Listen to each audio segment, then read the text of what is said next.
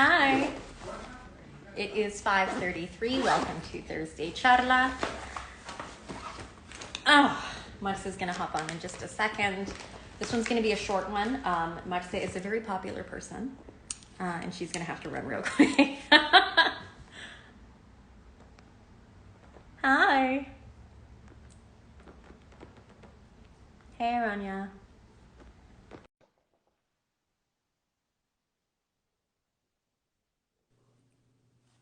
Hey, mira Hey, qué how's it bonita going? estás. How are you?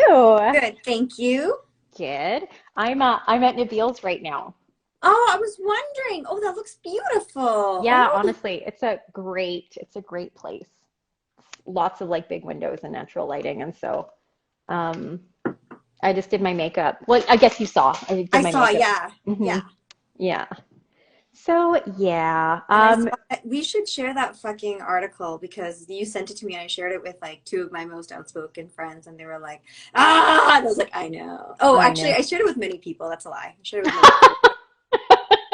Why is he horrible? He had better not be our next mother effing mayor. Please Yeah. don't vote for him. Honestly, it was a great article. Okay, yeah. We'll make Really sure great to link article. to that in the link tree and then you can give it a read for Not even anybody a who's link tree. curious. I honestly, anyway, we'll talk about it later. Well, get it sorted. I might say I'm really like feeling what you did Thank with you. the Oh, so mad. You read it too, hey? You're yeah. hey, Exotic. Of course you read it.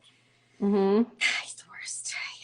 Yeah, I know. Anyway, like Tanya was saying, this is gonna be a quick one because unfortunately, well, not unfortunately, right now we're going, if you're not in Edmonton, you're not aware, but we have like this fringe festival. It's actually like the largest in the whole world. People and performers from the globe over actually come to Edmonton to check it out. It's quite popular, and it's actually like a really great community thing. Anyway, I'm going to go see a friend of mine who is performing in a one act show of second largest. Thank you. It used to be the largest, wasn't it? Anyway, but yeah, he is doing Hedwig and the Angry Inch. This is the second time that he's doing it, or at least that I'm seeing it. I think it's like the Right. time. So yeah, so I have to rush. So yeah, it tells you. But we have a very important charla for today because, as you all know, our horrible. He's not horrible. No, he is horrible, but he's not horrible. I'm definitely projecting a lot of my anger on him right now. While I'm not a fan of Justin Trudeau, the fact that he called a snap election this last week, which is happening on September 20th, just really gets under my skin because, he is under the impression that he is the worst. Yeah. Shodek thinks that he is the worst. Yeah. But Straight is up. he really the worst when compared to Aaron O'Toole? And so this is my concern Yes. is that he's calling this snap election because he wants to have a majority government. And I don't think he's realized how dissatisfied Canadians are with him because I don't think he's going to get the small, like the majority government that he's hoping he's going to get. I think what he's going to get is we're going to get a conservative minority and then like a conservative, minority in power, and then the liberals as like the minority, opposition. So that's what I'm fearful is going to happen, which is why I'm pretty the white man confidence, exactly, Shodek. So while he is the worst, I am particularly concerned that that is what's going to happen. So Tanya and I had really wanted to talk about the electoral issues that are important to us, and so I'm gonna talk more at length about one of them that I don't think is the most important, but I think is the one that affects even like people who don't think that it would affect them. So I'm talking to a few of our conservative, listeners, because we do have a few of them. But I also want to bring up the fact that, this election is about a lot of complex issues, the first of which being, the global pandemic that has ravaged the entire world, the skyrocketing housing prices, the you know, the discovery of all of the residential unmarked graves that, you know, the Catholic Church is still mum about, and that the federal government has kind of not really done anything about, not to mention like the whole boil water advisories for, you know, the First Nations countries, communities in this country. On top of that, we have, you know, the, you know, climate change, which is, you know, every year we seem to have more and more at stake. And it's not just like a provincial thing. Like people like to say, take ownership over like the mountains and like the water that, you know, is going to be polluted by the Australian mining companies, but like it is like a national issue, you know, because right now with all of the horrible, you know, rising temperatures, you know, people out in BC are going to be cooking every year. People up north are going to be seeing even more dire, you know, situations like with their wildlife and fauna.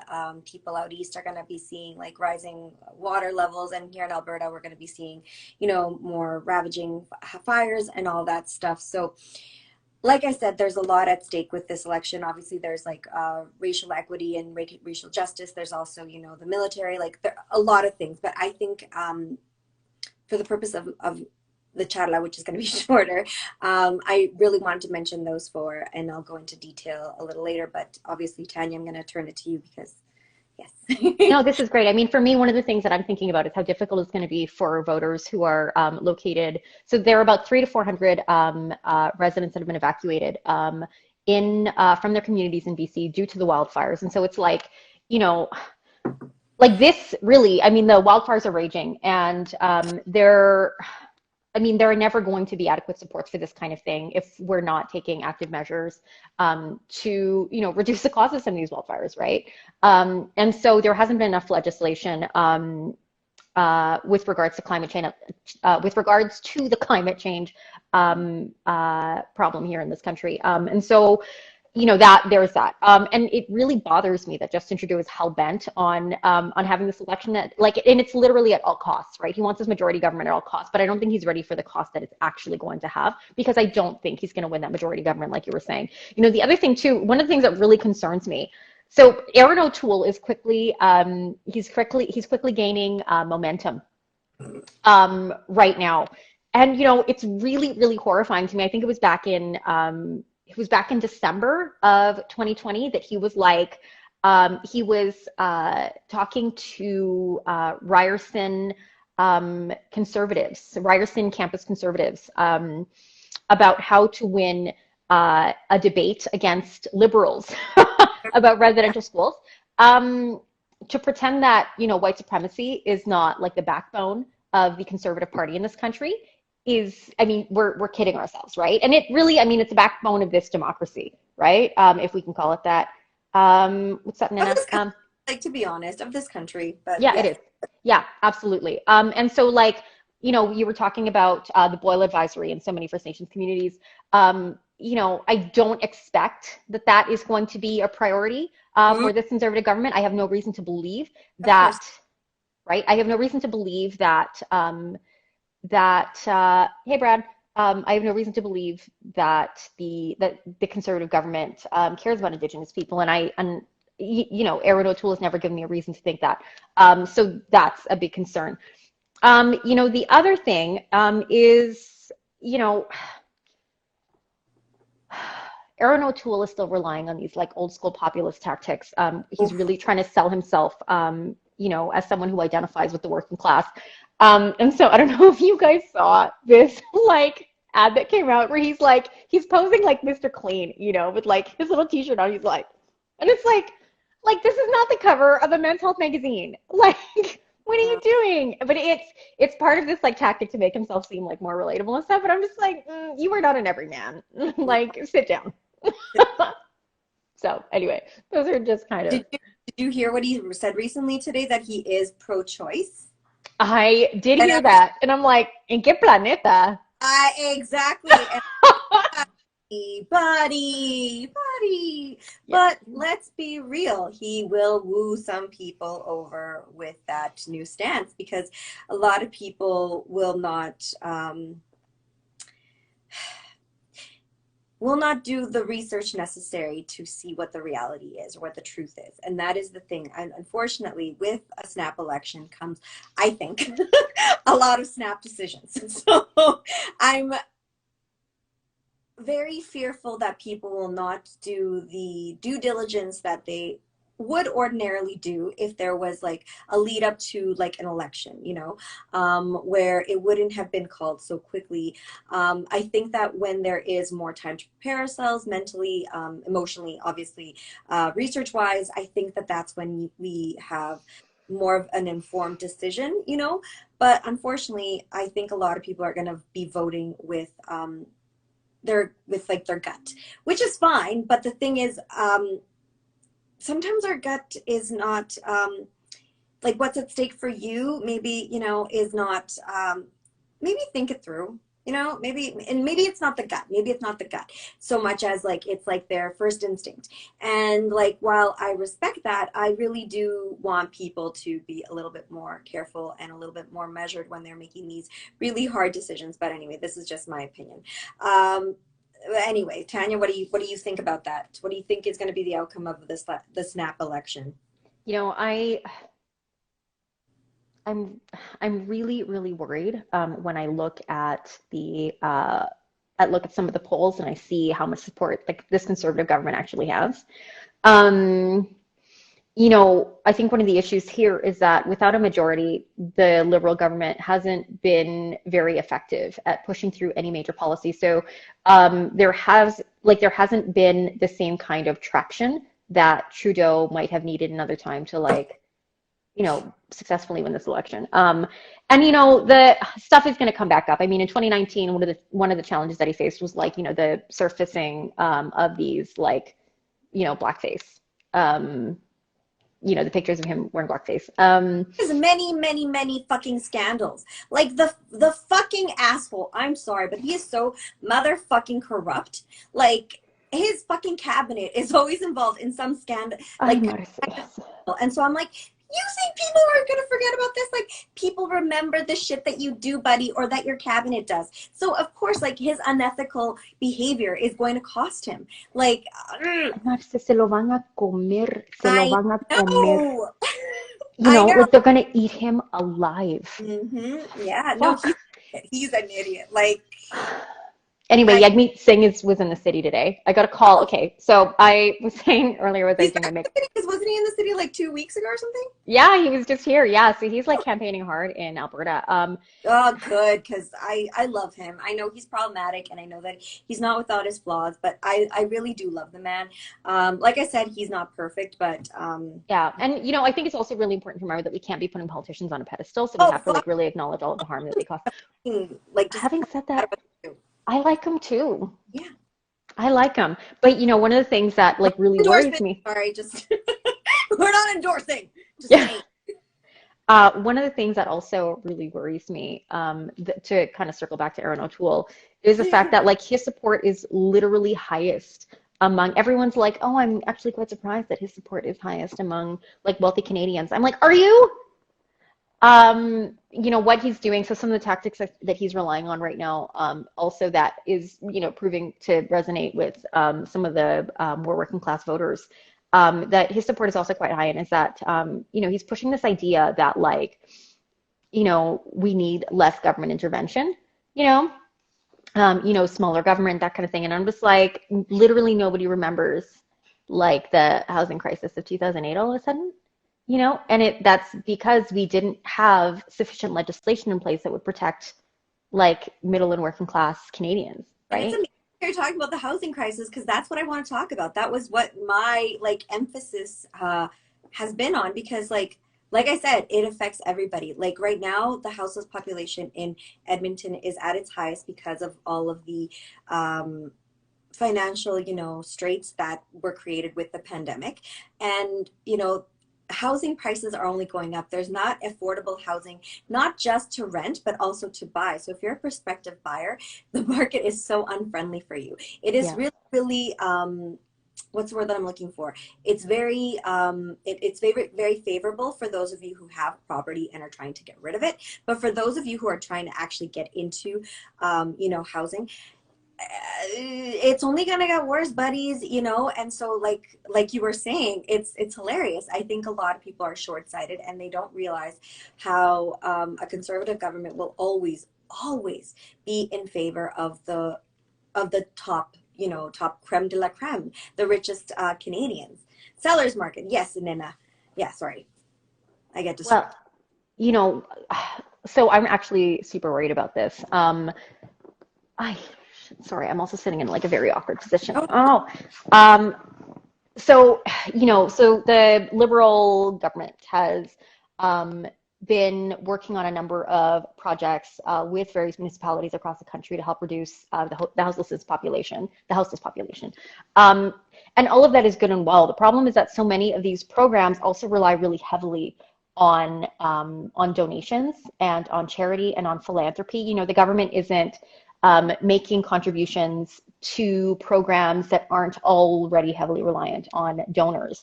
And, I feel like one of the problems is that we're literally in this mess because we rely on philanthropy and we don't have the kind of legislation in place that provides adequate supports for people that are living rough on the streets. We don't have enough legislation, and part of this is on the provincial level as I actually well. was gonna say, I was gonna wait for you to finish. Yeah. No, but yeah, a lot of this is on the provincial level as well. That And that's, you know, sorry, just really no, quick before, like if the federal government wants to do things for, you know, like for houseless community members, it also needs a lot of support from like the provincial government to A, accept the funding, and B, do what it is meant to do with that funding. yeah. So, sorry, Tan, keep going. No, but that's actually like a great point, right? And so, I mean, obviously, when you're working with Jason Kenney, who's like refused to work uh, with Justin Trudeau, and we can Who talk about that. refused to take any of the money that he's giving them? Like, I'm Ay, sorry, but Marce. Yeah, sorry. man, Es que me da estrés. I Me da know. estrés. I don't think I've been this stressed out of like in a Charla for a while. So I'm just like, yeah, yeah, yeah. This is Like, it scary. feels like we're fucked. Yeah, yeah, yeah. Aquí este hombre, and that's okay. So, actually, this is maybe not for today's chat, but I guess we did talk about it a little bit with Mike Nickel and how he like refuses to like talk to so many journalists. He's only like working with people on his own terms, and I'm just like, and Nina says he refused and then claimed to fight for Albertans. Yeah, no, he doesn't. Exactly. But like And what we need to have um, we need to have more supports on the federal level that um, operate independently of like philanthropy, right? We need to have like better programming, better resources, and better legislation to protect people that are already living rough. And we need to stop um, with the cuts to social supports as well. Um, I think one of the things that's really going to work against Trudeau right now is the fact that like the CERB payments had to be repaid. There was like that whole like lack of transparency, lack of like, effective communication when it came to like actually informing Canadians about what the COVID supports, not only what they were, but what like the limitations were as well. Sorry, Mars, I just realized, are you at home right now? I'm at home. Well, I my don't, at your house. I don't know why I thought you were at your parents' house today. oh no, well I was. Oh, you were. Yeah, remember I went to my parents and then yeah, I'm here because Catalina gets stressed. Oh, poor baby. She's sleeping on the So couch. anyway, yeah, so that's just that. I'm just, fíjate que se me olvidó lo que estaba diciendo. We were talking about the federal government and I don't know. I'm so sorry because I got distracted and I forgot what you were talking I about. got distracted too. I I was think we're both distracted. just we're both like super stressed out about this because it's a thing that like I said, we really want to encourage everybody to talk to their relatives about this because obviously, you know, we have COVID-19 pandemic. Not to be too alarmist, but you know, conservative governments don't typically have not typically handled the COVID situation as well as more. Um, Have you seen that across the country? Sorry. And we've seen that across the country. Like we've seen that trend across the country. We've seen that in the UK. We have seen that in fucking US. No offense, Brad. I love the US, but no, like the fucking USA. Actually, I don't love the States. I'm sorry. I love you. I love you and my sister and my niece and my nephew, but I don't love the US anyway. You know, we've seen it. We've seen it typically. Also, conservative governments aren't that good at handling climate change. You know, conservative governments have not been, you know, have not had the best track record when it comes to, you know, accepting the colonialist past and actually doing something about, you know, the land that we're living on and, you know, seeking actual racial equity and, you know, input from, you know, the indigenous people on whose land we live. So please, if you can, speak to your relatives and really get them to do their own research, because obviously it's not your job to educate them, but maybe, you know, send them articles and something so that they won't vote for Erin O'Toole, because we do not want a conservative majority government, or majority or minority government for that matter. It's not even like, it's like, it's just, it makes me so, like, it still pisses me off so much that he was like trying to teach some of the conservative, students at Ryerson how to like win these arguments. And I'm like, you're literally not even concerned with whether or not the talking points that you're sharing are like true, or that, like, it's just, he's such a fucking race. No, and that's the thing. Like, it's, to be honest, like that's another thing that I'm really concerned about, because with the way that things have been going, with the discovery of the unmarked graves and, you know, with all of the police violence that we've seen in our country, because Canadians like to pretend that does not happen. No. The militarization of, our own police force here in the country.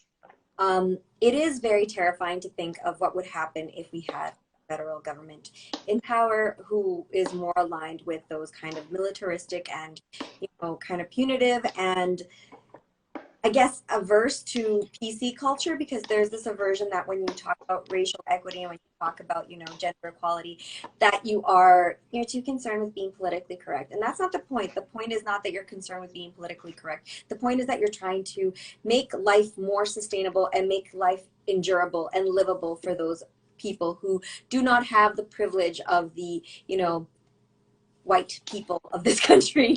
White settlers do have more privilege. White settlers do have more respect than, a lot of indigenous people in this country. And that is grossly unfair, because everyone deserves respect, first of all.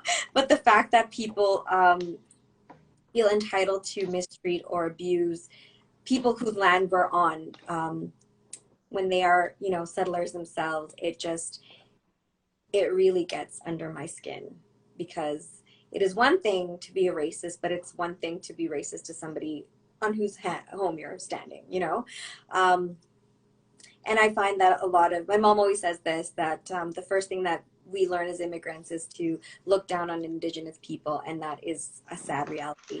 Yeah. Had many, and I think I've mentioned this before, where we've had many arguments with loved ones who are, immigrants themselves, who say really discriminatory things about indigenous people. My parents are right there, first of all, being like, no, how dare you say that? But that is something that it's so normalized. Exactly. And it's normalized because, we see white people doing it. Yeah. Well, and it's, I mean, like I always say it, like no amount of playing white is ever going to save you. And so we're always, pandering to that like white sensibility, right? Because you think it'll keep you safe, and it doesn't. Because at the end of the day, you can't like not be brown, right? Yeah. That's just, yeah. So quit fucking around. Marta, it's 5:57. You have to run. So actually, and I just want to say really quickly, I don't know if it is linked on our link tree, but if it's not, I'm going to update that right away. On the subject of like Indigenous justice and anti-Indigenous sentiment, making sure that if you haven't already done it already, just read the 94 recommendations for the TRC, the Truth and Reconciliation Commission. Sorry, ¿el qué? It's on the original one. Like it's on the currently. Oh, yeah, yeah. Okay, Yeah. sweet. Oh, yes. And on that note, we have linked, we're always promising everybody that we're going to make it easier for you to reach out to your elected representative. So in our link tree, there is a link there that'll take you to another link tree that will not only give you the directory for all of your elected representatives, whether you're in Edmonton, Calgary, if you're looking for your MLA or your MP. You can also, if you don't know who your representative is, you can look it up and find out who you need to be writing letters for. Obviously, it's so important for us to advocate for ourselves and advocate for community members who are facing any sort of barrier, and let them know, when we want to challenge some of the legislation that they put forward that maybe isn't serving community. So make sure that you do that. We just thought we'd make it a little bit easier for you to do that. Make sure that you're looking in the link tree. Yeah. Any final thoughts, Marce? No, just please educate yourselves as much as you can. I know it's going to be a really political kind of year because we have our upcoming municipal election too in October. But yeah, I've become sensitized to politics in the sense that I have kind of lost my faith a little in politicians and in politics in general. As somebody, my father is a man who is very political and who very much believes in the sanctity of your right to vote and all that jazz.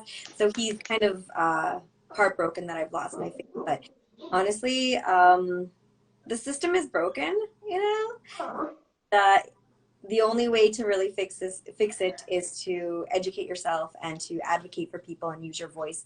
And while, voting is an important part because obviously your voice matters, one way that you can actually be heard, it won't solve everything. So it's important to vote and do other things for community in addition to that. So anyway, Tanya, any final thoughts? No, sorry, I'm just distracted. Nabil has this super adorable dog. Her name is Emily. She's the cutest little thing. She skips like a little, oh yeah, she's skipping like a little lamb. Okay, hold on. I need to show you guys this dog because she's so effing cute. I don't know, Tamina? Oh, you scared the crap. That wasn't the dog. That was the lamb. Nabil like yeeted the dog at me. Oh, Emily! Where is she? Come here, Mama. I don't see her. Oh, hold on. Where's Emily? Ay, vieras qué bonita está esa I'm like perrita. looking Hold for on. her. I'm like, Yeah. Hold on. oh, Hi, Emily.